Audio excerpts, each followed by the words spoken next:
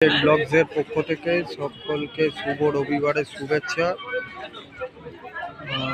আমি এখন এসেছি আইডিটলা লঞ্চ ঘাটে। দেখতেই পাচ্ছি প্রচুর লোক, অনেক লোক স্নান করছে, লঞ্চ যাচ্ছে। কাল জোয়ার হয়েছিল বলে জলের পরিমাণটাও বেশি।